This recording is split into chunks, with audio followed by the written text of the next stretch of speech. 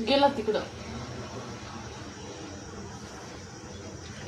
काही जरस की एवढं नटलं की नवऱ्याला लईच बेकार वाटत. आता बघा कसं हे बेल्ट बांध. अरे बांध ना, मला बांधता येत नाही ना. आता मी असे झंपर घातले, ह्याचे बेल्ट कोण बांधेल? तसले घालायचेच नाही तर. हो बघा मी काय म्हणलं, या असं कसं तरी तोंड करायला लागलाय.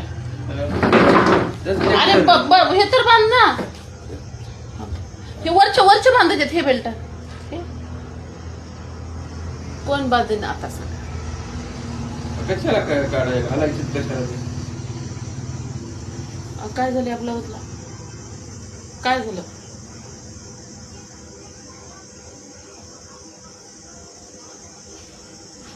म्हणजे बायकोला तिच्या म्हणण्यानुसार घालूच द्यायचे नाही कपडे.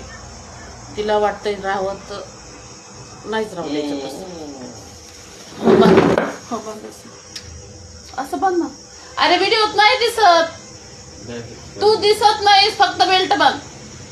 कशाला बांधायचे? अरे हे ढिले झाले ना, हे बंद होते ना. त्याला काय त्याला एवढं हे बांधायचे फक्त.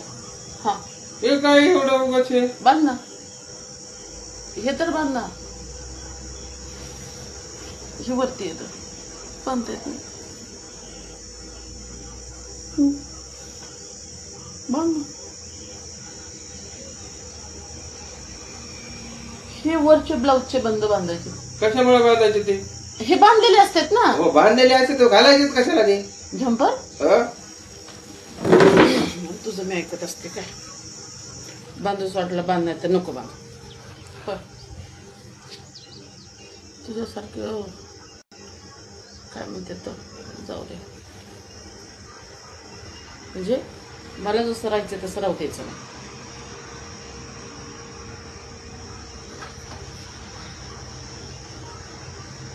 बायका नवऱ्याजवळून पळून जाण्याचे कारण हेच असतात. अशा छोट्या छोट्या गोष्टी असतात ज्याच्यामध्ये ह्यांना का रूढी परंपरावादी असतात हे लोक. आणि त्याच्यामुळं बाया 40 वर्षाच्या झाल्या तरी जातात, 50 वर्षाच्या जरी झाल्या तरी तरी फरक पडत नाही. हो ते बी नाहीत बंद बांधणार. कोण पुढचेच नाहीत बंद बांधण्यासाठी जातात, चट करते. हो कोण नाही करत. मी असे झंपर घालायचे नाही म्हणून, आणि मग मी तर घालणारच. मी काय तुला भीते का? चल.